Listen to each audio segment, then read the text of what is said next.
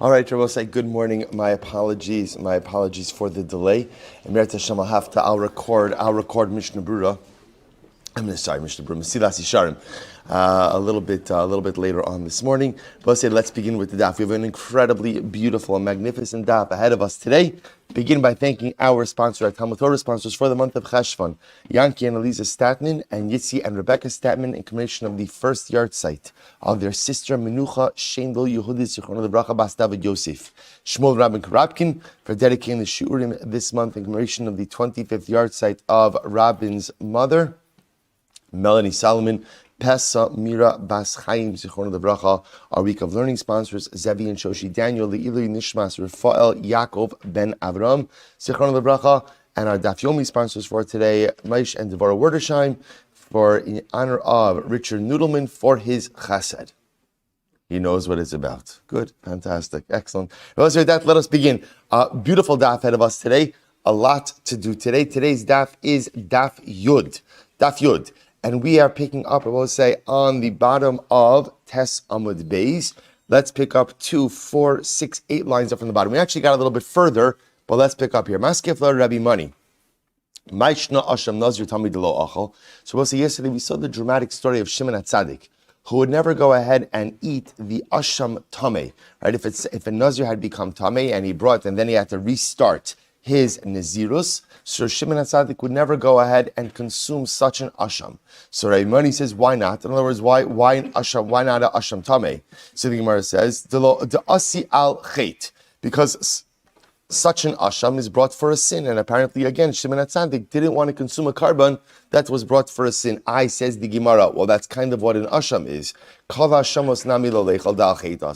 If that's the case, then why is Shimon HaTzadik focusing on the Asham of a Nazir? Asham in general comes because of a chait, so he shouldn't consume any Asham. Here is the reason of Shimon HaTzadik. I will say I read this quickly yesterday, so let's just read it again. Kishahin toin nozrin. This is an incredible yisod. When would a person become a Nazir? When he was going through a rough patch in life. Again, something's going on that requires him to take dramatic action. I will say sometimes the Rambam writes this in Hilchos Deis. That sometimes when a person is struggling with something, the way to affect change is to move your life to an extreme. And then the idea is, now it's never good to live in extremes, but sometimes you have to make extreme dramatic shift so that over time the pendulum could swing back towards the middle. So what's a Nazir? A Nazir is a person who has to affect change in his life. And for whatever the reason, he feels that the only way to affect that change is to do something overwhelmingly drastic and dramatic. So he becomes a Nazir. He becomes a Nazir. What happens? So remember again, Stam Nazirus, a regular Nazirite vow lasts for how long? Again, we'll see this in the Gemara, 30 days. So the person says, you know what? 30 days, kind of like a diet, right? 30 days, I could do this. 30 days, I can handle this, right? I can make this occur. Then what happens? Here's the problem. When Nazir becomes Tameh, Rabbi say, what occurs? The clock restarts. So suddenly the Gemara says, now I become Tameh, the clock restarts. Mischarotin bahen. Now suddenly he has charata. And I will say, technically speaking, and what happens? And because he has charata, he never wanted to be a Nazir. He regrets ever having become a Nazir. And it turns out that when he brings the Asham, because we'll say charata is one of the ways in which one could undo a neder. So it turns out that the animal that he's bringing as a carbon is not really a carbon. Rather, again, it's chulin. It's an unconsecrated animal that's being brought to slaughter in the Beis HaMikdash. Now the Ran says, don't get excited. This isn't literal. In other words, again, he has charata, it's true. But that charata doesn't have the ability to undo the neder Nazirus. Shimon HaTzadik essentially wouldn't consume this carbon because he felt it was like chulin la'azara. It, of course, is not chulin la'azara. It's not bringing an unconsecrated animal into the Beis HaMikdash, but it feels like it's such a situation. Shimon HaTzadik didn't want to eat a asham, didn't want to eat from a carbon from which he felt the owners may have had remorse about ever having entered into this process. That's why he would not eat the asham of a Nazir Tameh, because this was a guy who perhaps again would have had remorse ever having entered into this situation to begin with. And therefore Shimon HaTzadik says, you know what? I don't want to eat his carbon. If that's the case, the Gemara says, Yachi, afilu nazir tar, not me. If that's the case, I don't understand. Why can't you make that argument about any nazir? Guy becomes a nazir. So you both say, remember, there's an incredible musr in this. The incredible musr in this is, as I just mentioned before, which is that sometimes in life, as much as in general, we do not like to operate in extremes. We do not like to behave in extremes. It's always good, like the Rambam says, to find that derech hamamutza, to find that middle path in life. But it's important to understand that sometimes you do have to affect dramatic change. It happens that in life, dramatic change has to be affected. Sometimes you have to swing the pendulum with the goal of coming back somewhere in the middle. So the Gemara says, 1 second, if Shimon HaTzadik is concerned that maybe the Nazir is going to regret ever having become a Nazir, why does that only apply? And therefore, again, it's like Chulin Ba'azara, like unconsecrated Beis HaMikdash. Why does that only apply to a Nazir who became Tameh? Why doesn't that concern come up with who? With who? With every Nazir. To which the Gemara says something very interesting. To which the Gemara says, Da'amude amid nafshe diyachal linder. No, the truth is, because when a person undertakes a stam nazirus, they know it's 30 days. I could assess myself. Could I handle that? Can't I handle that? The problem only comes up with the Nazir Tameh because, again, he has to restart the clock. That's where things become a bit more complicated. But in the Stam Neder Nazirus, a person assesses themselves, knows what they're capable of, which I will say also another incredible yesod, how in life, a person has to be realistic about where they're holding, right? A person has to be realistic about what they're capable of. And sometimes when setting your spiritual goals for yourself, it only makes sense to do so with an acute sense of self-awareness. Because sometimes in life we set goals for ourselves that either are lack ambition or are just out of reach.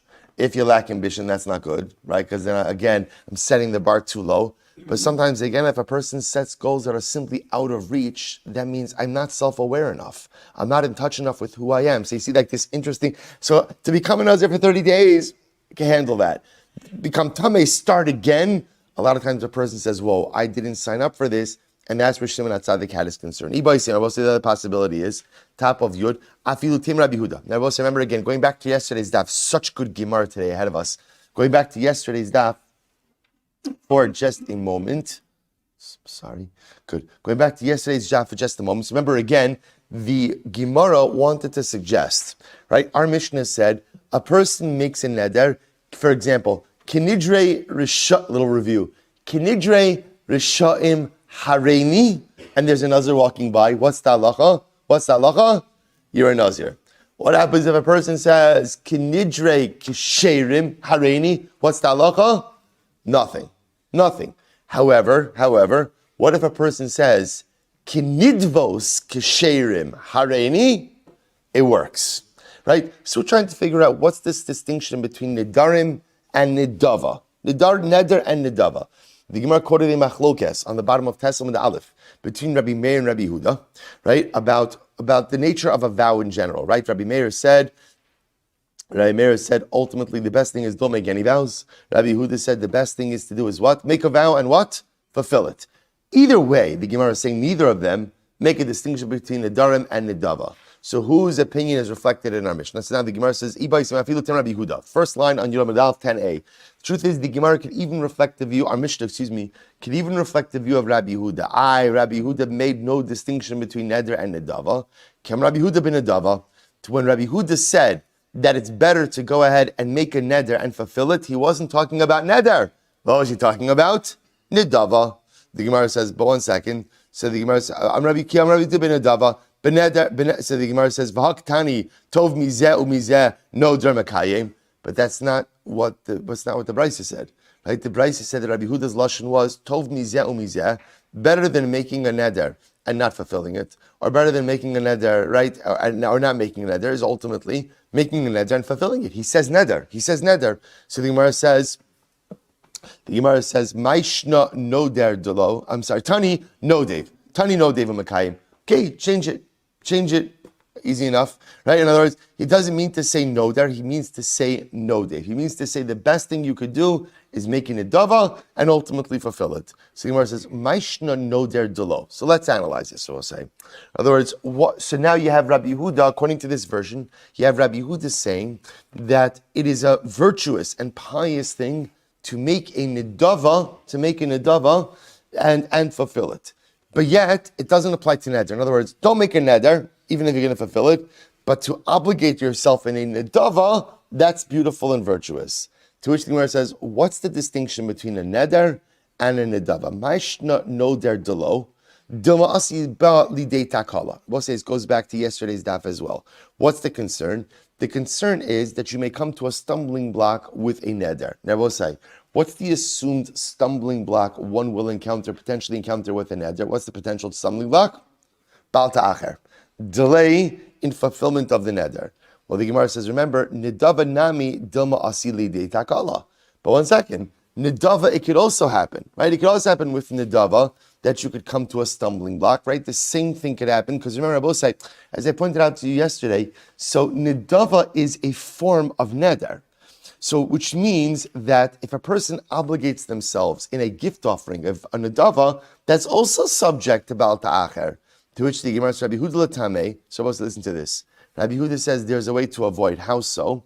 Da'amar Adam maybe kivsaso liazara, umakdisha, v'somechala, v'shochta. So Rabbi Huda subscribes to the Hillel model, right? And the Hillel model was, don't consecrate an animal until you get to the Beis HaMikdash, thereby avoiding any potential issues of Me'ilah. So the Hillel model was, bring the unconsecrated animal to the Beis HaMikdash, consecrate it in the courtyard, du smicha, du shchita. And I both say, what the Gemara is suggesting is like this. That's called nedava. That's called nedava. Now I both say, so it turns out, and this is very interesting, that nedava doesn't mean a type of carbon. Rather, what does nedava mean? Nedava is descriptive of a type of process. The nedava process, so to speak, is one where one avoids additional potential halachic issues. How does one do that? Delay consecration until you get to the Beis HaMikdash. Incredible. To which the Gemara says, that's fine. Teinach nedava de karbanos. Nedava de neziros ma'ika lemeimar. So I both say, now you've defined nedava in a very narrow sacrificial manner. But what about the case of naziros? Because I both say, remember again, there's also a nedava by, right? There seems to be a nedava by naziros. What's the case of nedava by naziros? They both say, this is incredible. Get ready for this. Get ready for this.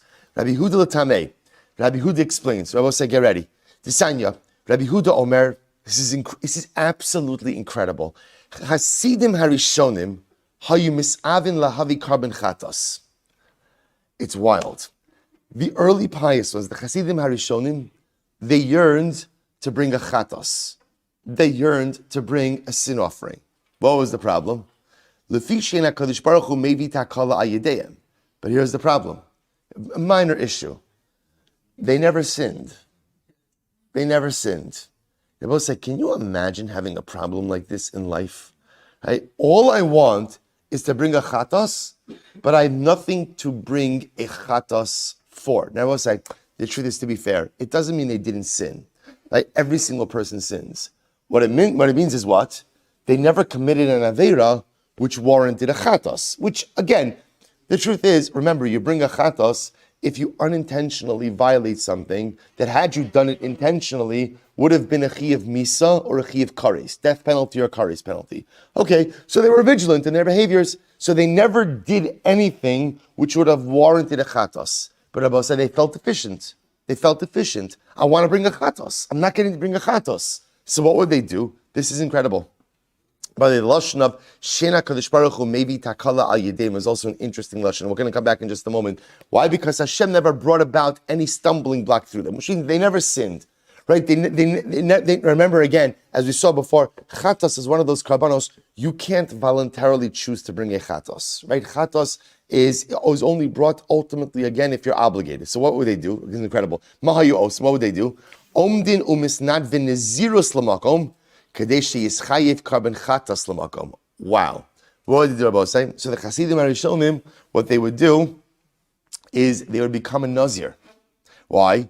Because when you become a nazir, part of the sacrificial rite, when you go ahead and you complete your neder nazirus, is a chatos and an ashram, right? A chatos. So that enabled them to go ahead and bring a sin offering.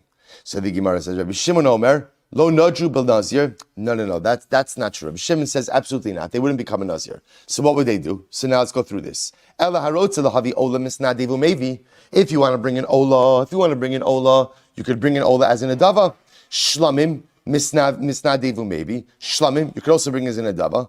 Toda va'arba'a mine lachma. We'll say toda is a Thanksgiving offering. So we'll say karbanos like a shlamim, right? Shlamim ultimately again is, well, let's work backwards. Ola is a carbon fully offered up on the mizbeach. Shlamim divided into three parts. One part goes to the owner, one part goes to the kohen, one part is consumed on the mizbeach. Those karbanos you could bring as voluntary offerings. Fine. Carbon toda is a Thanksgiving offering, which means that if you were in a life-threatening situation and you were saved from that life-threatening situation, you bring a carbon toda. Also, just to give you the equivalent. So pretty much anything like for today that you would bench gomel, you would bring a carbon toda for that. Now, interestingly enough, a carbon toda could also be brought, misnadevu maybe. You could also, now carbon toda was unique, it was brought with 4 different types of loaves. You could also bring a carbon toda as an adava, which is interesting. But it's an incredible yisod on that. You know why you could bring a carbon toda as an adava? Because you're always allowed to say thank you. You're always allowed to say thank you. There's no such thing as a person being prevented from expressing their thanks, their gratitude towards HaKadosh Baruch Hu. Aval benazirus, Parabel say, remember again, this is Rabbi Shimon's model. Aval benazirus lo hisnadvu. But you can't become you shouldn't become a nazir. You shouldn't bring a carbon nazirus as an adava. Why? Kedei shelo yikru chotin. In order not to be called a sinner. Shene'emar v'chiper alav me'asher chata ala nefesh.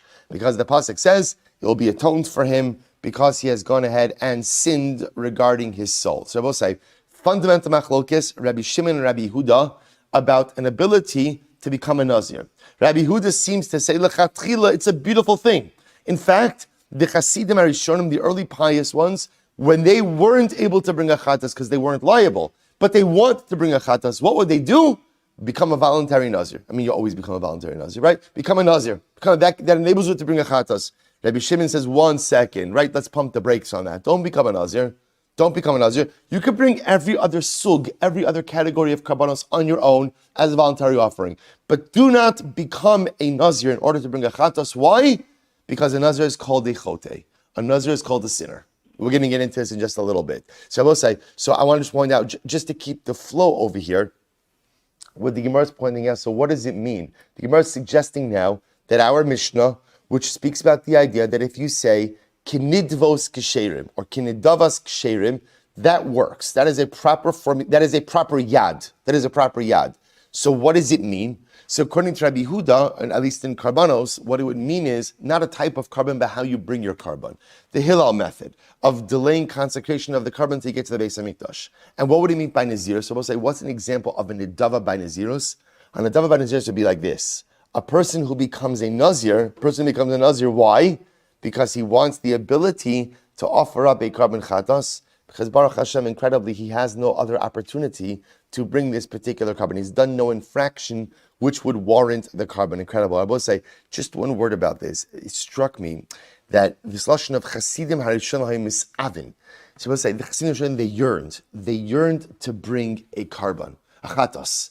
I will say, yeah, I understand you want to say, you know what, everybody has a bucket list, right? So some people, their bucket list is Taryag mitzvos. That's my bucket list.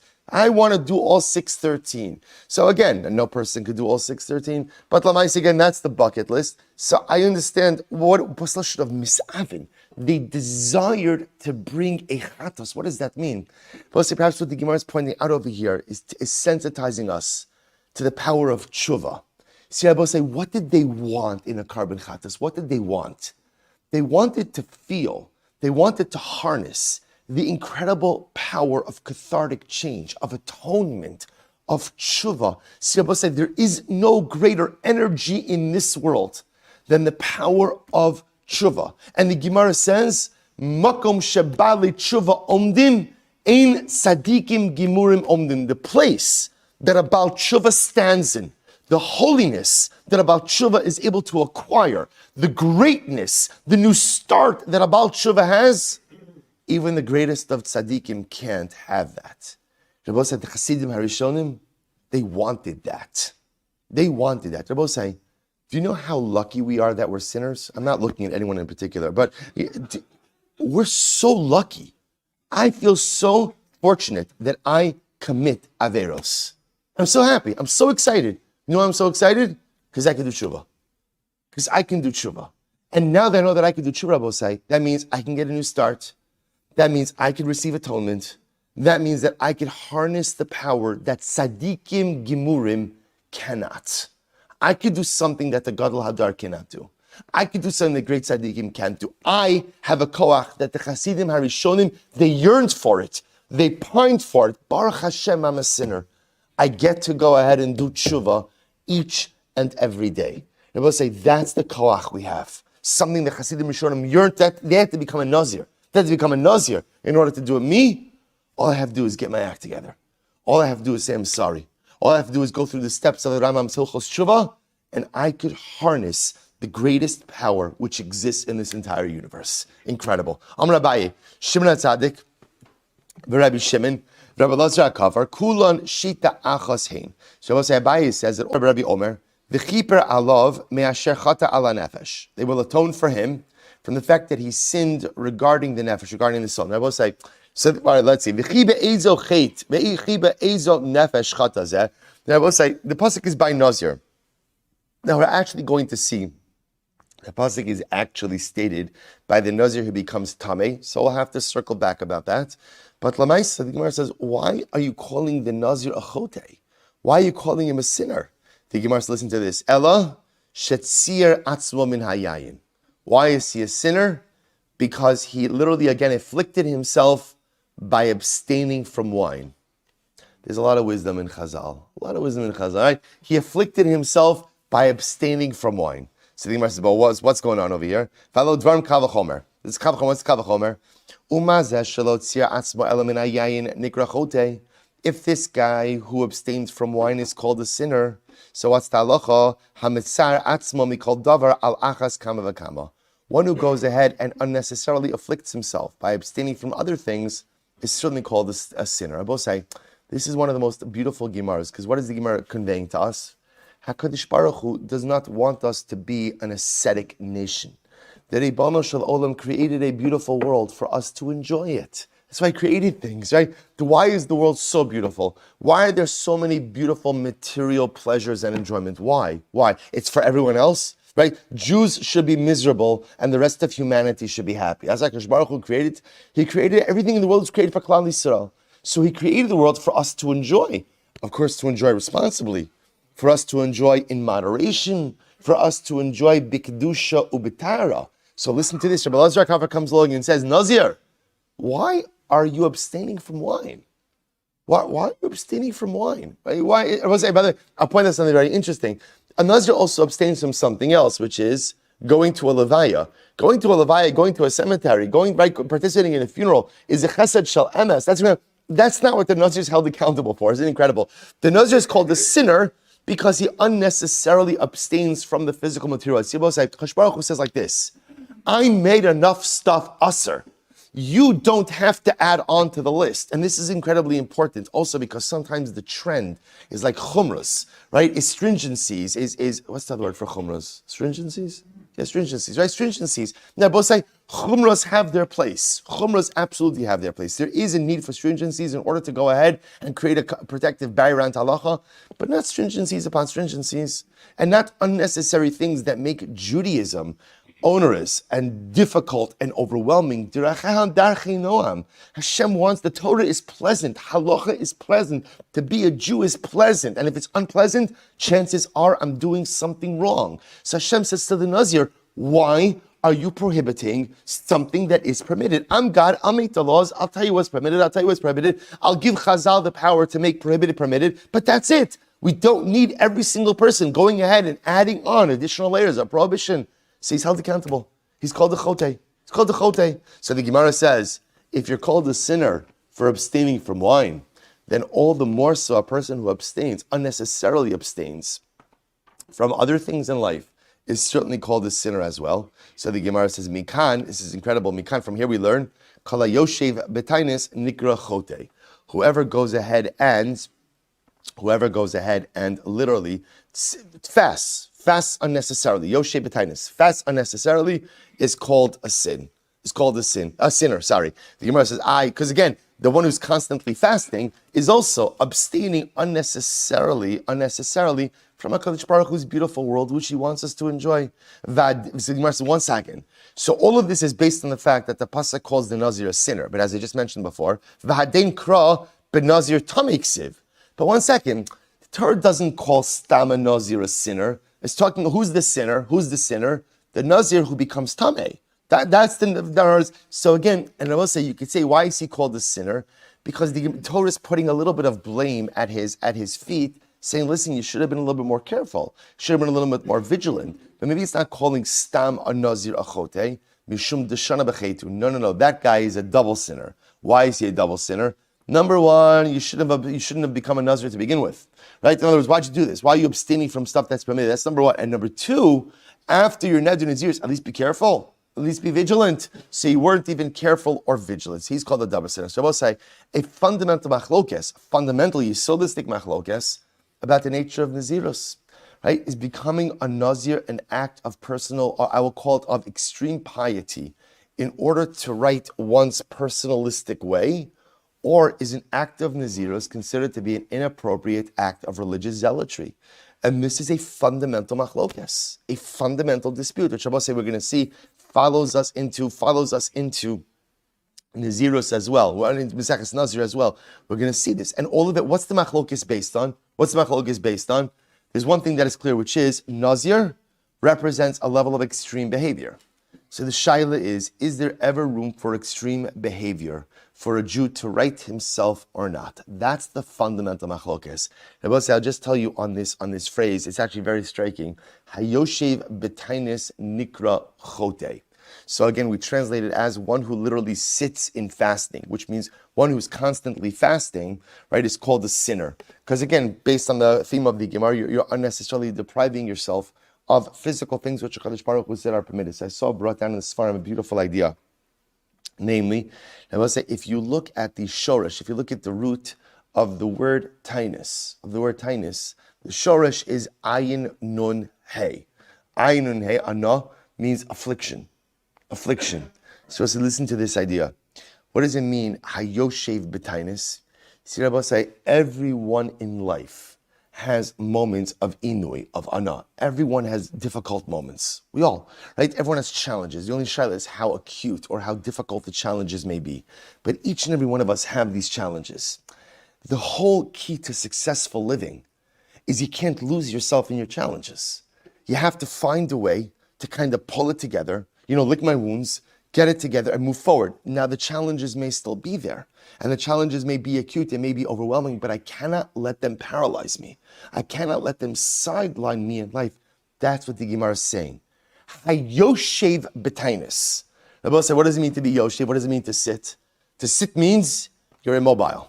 To sit means I'm remaining in place.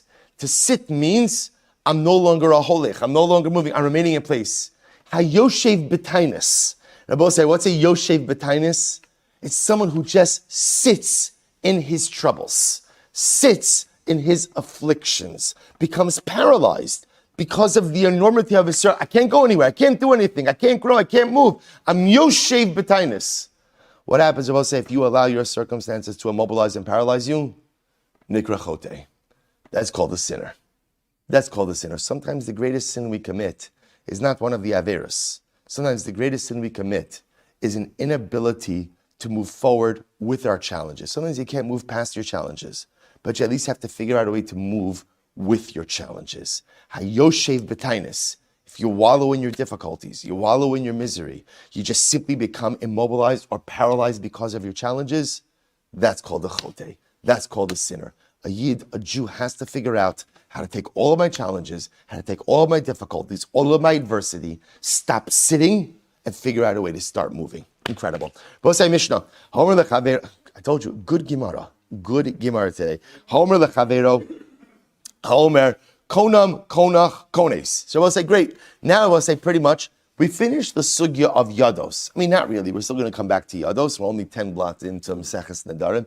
Hey, but we've at least gotten a little bit of a panoramic view of the concept of a yad. Right? Good. Now we're moving on to kinui. Kinui means what? Right? Similar terms, which means, so there are certain explicit ways to go ahead and make a neder, and then there's what we'll call similar terms or similar verbiage in order to go ahead and effect a neder. So we're going to give you some examples of this. So Omer, for example, konam, konach, kones, hare'elu kinui in the carbon. We'll say all of these lashonos are a kinui for carbon. So if you use any of these lashonos, so look at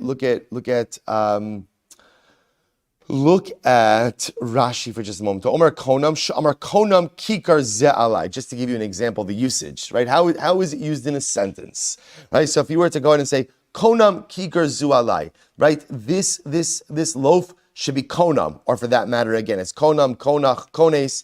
If you say this loaf should be konach, konam, koses on me, so ultimately, what does that do? That makes it usher to you like a carbon, right? That ultimately consecrates it like a carbon. Okay, so these are kinuyim for a carbon. Cherek, cheref, charaf. Cherek, charach, cheref. Hare'elu kinuyim lecherem. Rabbi say these are all kinui, right? These are all similar terms for ultimately cherem. Rabbi say we're going to talk about in the world of cherem. There's also different types of cherem. There could be cherem that you're giving something to the Beis Hamikdash. There could be cherem that you're giving something to the Kohanim. But these are all kinuyim. These are all similar terms that ultimately go ahead and make something into a cherem. Furthermore, nozik, naziach, paziach, hare'elu kinuyim lenazirus. If you use any of these lashonos, right? So I will say again, these are all similar terms, similar or equivalent terms, ultimately to become a nazir. We'll say if you used any of these terms, that's undertaking a neder naziros. Okay. Shavusa shekuka, no der b'mohi, hare'elu kinuyim l'shavua. Interesting one. So we'll say if you use lashon of shavusa, shavuka, or I take a neder by mohi. Who mohi is, we'll have to see.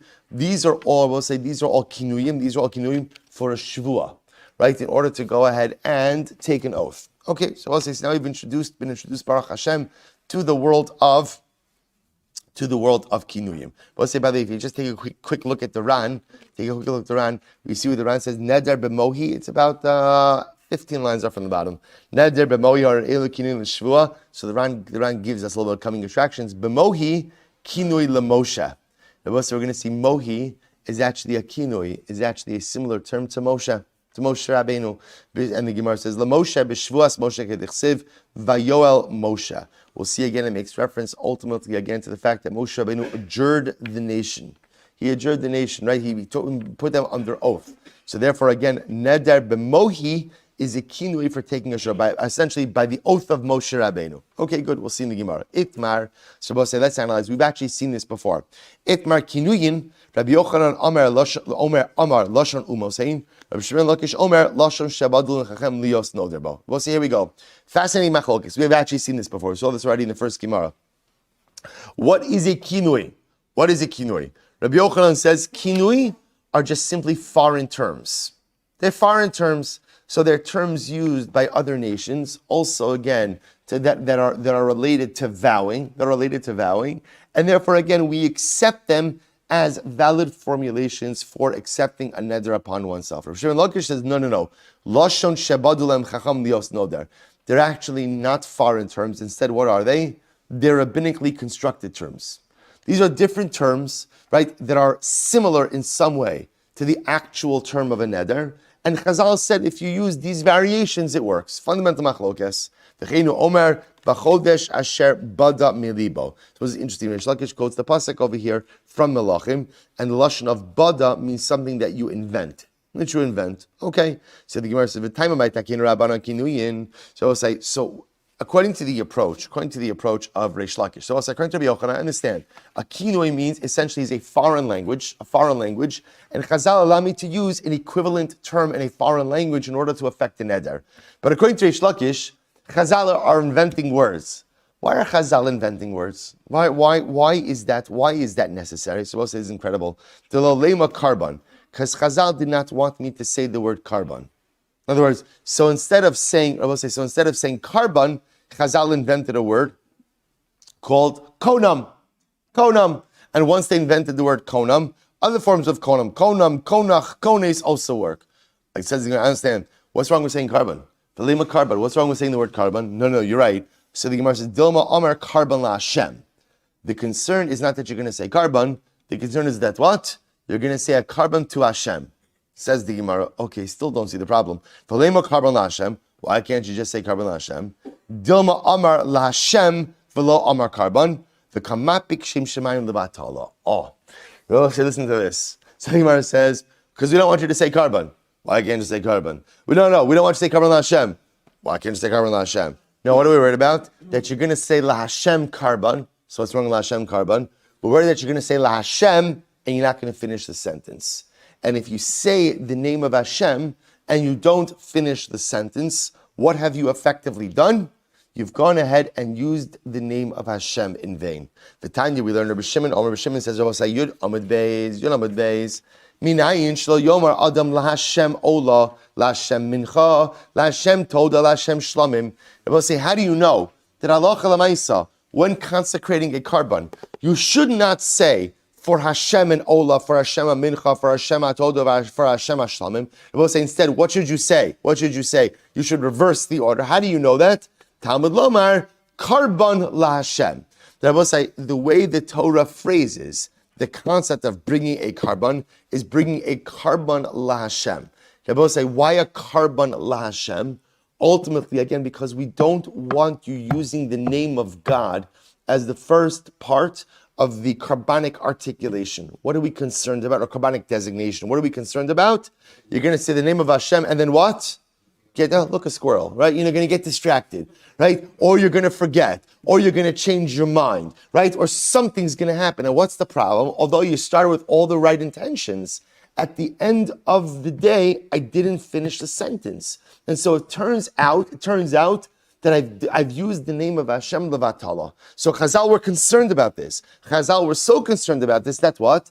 That they even came up with a new vocabulary. Konam, konach, kones. Just say that. Rabbi said, by the way, you don't have to use the name of Hashem at all. And this is the approved rabbinic list of carbonic equivalent terms. Say that, you've made a neder. You don't even have to use the name of Hashem. Beautiful. To which the Gemara says, B'kal v'chomer. Rabbi said, this is incredible. Uma zesh lo niskavin ela haskir shem shamayim ala carbon. Rabbi say, let's analyze this. This wouldn't even be a use of the name of Hashem levatala. Right, Rabbi say, let's play this out for just a moment. Let's say you said your intention was to say La Hashem carbon, right? You say La Hashem, then again, look a squirrel, you forgot about everything you were doing. Then what happens? Rabbi say, that's not even called Shem Hashem levatala. Why not? Because when you articulated the name of Hashem, you had explicit intent for why you're doing it, carbonic designation. So that's not really even called levatala. Yet you see, Rabbi say, Chazal are going to great lengths to ensure that doesn't even happen. So if that's the case, Rabbi say, so the Gemara says, Amar Torah carbon la Hashem levatala al achas kama v'kama. Rabbi say, now we begin to see how egregious it is to use the name of Hashem in a levatala, in an unnecessary way. So if Chazal were so concerned about carbon la Hashem as opposed to la Hashem carbon, where Rabbi say, even if a mistake is made, it wouldn't be an egregious mistake. It wouldn't be a kavanah mistake. It would just be a mistake that started with good intentions. Alachas kama v'kama, when a person uses the name of Hashem, ultimately levatala, chas v'shalom, in vain, chas v'shalom, how terrible that is. Incredible. So we'll say, by the way, I think I mentioned, I don't remember what the context was. The Rambam actually paskins that when one makes a bracha levatala, when one makes an unnecessary bracha, ultimately, again, that is violation of the second of the 10 commandments of lo sisa shem Hashem elokecha l'shav, not taking Hashem's name in vain. The Rebbe says it's very serious because a lot of times, even throughout the day, not intentionally, I make a bracha levatala. Right? The Rebbe says, sometimes one of the hardest things we encounter for many of us is making brachos with kavanah. Right? So what happens? It happens all the time. I'm drinking my cup of coffee. I made a bracha, shakol niya b'dvaro, and then what happens? I made it with absolutely zero kavanah. So because I made it with zero kavanah, often 6 minutes later, I don't even remember that I made the bracha. So what do I end up doing? I end up making another bracha. The bracha said that's a bracha levatala. That's a bracha lebatala. That is an unnecessary bracha. And according to the Rambam, I have just taken Hashem's name in vain. I've just violated the second of the 10 commandments. And the Gemara says, that's serious stuff. I don't even mean from a punitive perspective, but it's just serious to take Hashem's name in vain. So again, a good mussar for us also about being a bit more attentive when we make brachos. Good, fine, let's go back to Kitanoi. So I will say, let's analyze this. Maybe this whole thing is a machlokes tanoim. I will say, now what's a machlokes tanoim? So I will say, remember again, now we have a fundamental machlokes about the concept of a kinui, right? So machlokes, Rabbi Yochanan and Rabbi Shimon ben Lakish. Rabbi Yochanan says, kinuyim are lashon umos, foreign language equivalents. Rabbi Reish Lakish says, no, kinuyim are rabbinically invented formulations. So the Gemara says, say this is a machlokes. Here we go. Beishamai Omrim is so fascinating. Beishamai Omrim, kinuyin asurin. The Gemara says, listen to this.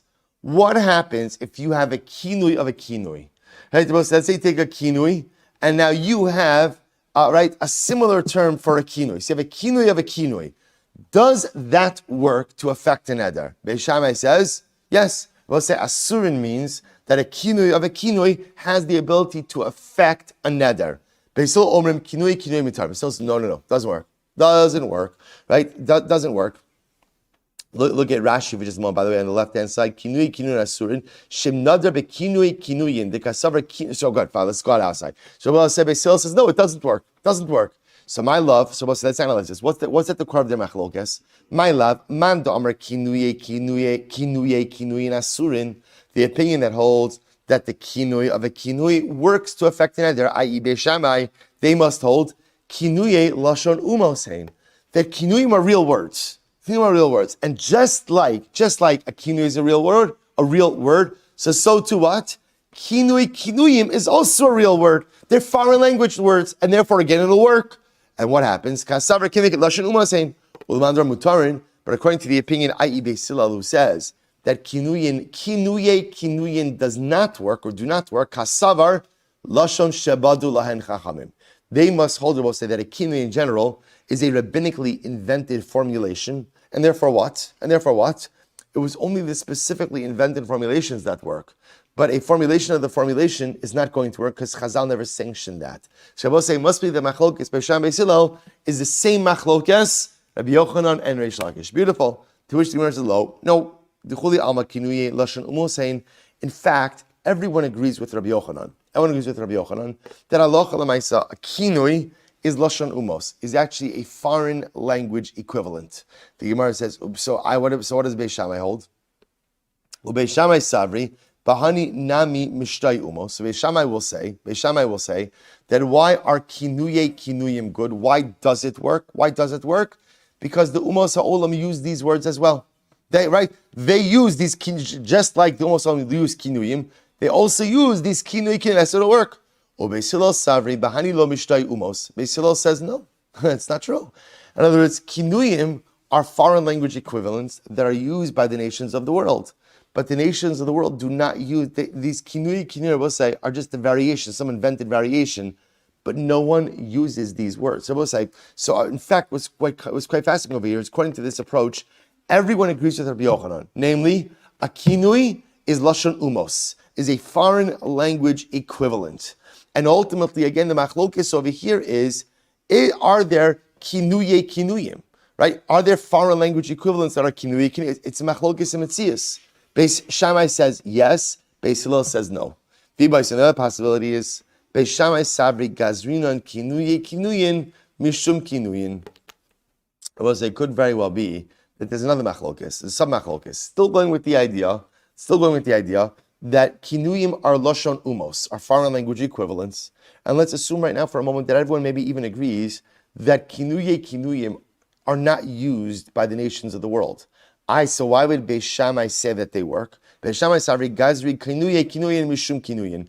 Ultimately, again, we're going to allow kinuyin to work in order to go ahead and safeguard the use of kinuyim. That we're afraid if we don't allow kinuyim to work, then people will assume a kinui doesn't work as well. Beis Hillel savri lo gazrinan kinuyin mishum kinuyin. Beis Hillel doesn't agree to that. Beis Hillel says no, kinuyim work.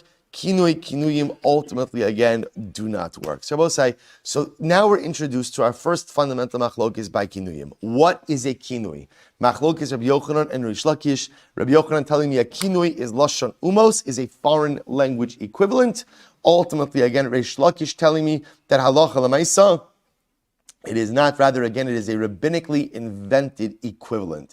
I will say, the Rambam paskins like Rabbi Yochanan, namely that, again, a kinui is lashon umos. Kinui is lashon umos. That halacha l'maisa, again, it's a foreign language equivalent. And I will say, ultimately, because of that, we also paskin like Beis Hillel.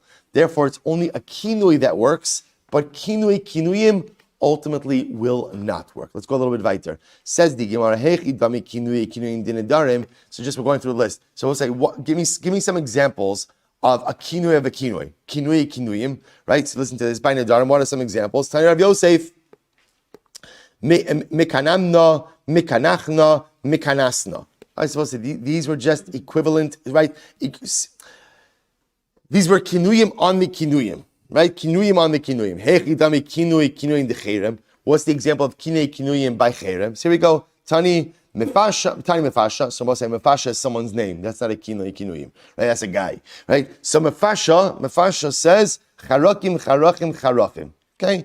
Kinuyim de nezirus. What's the example of kinuyim by nezirus? Tani Rav Yosef mechazakna, menazachna, mafichna. So you've got fine. Ibai leho mifachazna mai. Mischazna mai, misazna mai. What about these other terms? What do they do? So Amalei Ravina Ravashi, kinma mai. So I will say, what about kinma? So then they're just, we'll say, now that we've opened the door to kinuyim, we're bringing in these unconventional terms. What do they do? So kinamna, or kinma mai. The boss is interesting. Focusing on this last one, mai. Konim ka'amar. The boss is kinma, a kinui de kinuyim. Is this like a kinui on konam? Just like konam gives something carbonic status. Does kinma also go ahead and give something carbonic status? Odilma, kinman bosem ka'amar. I will say maybe kinma is a lashon of fragrant cinnamon. Okay, so like pretty big disparity over here.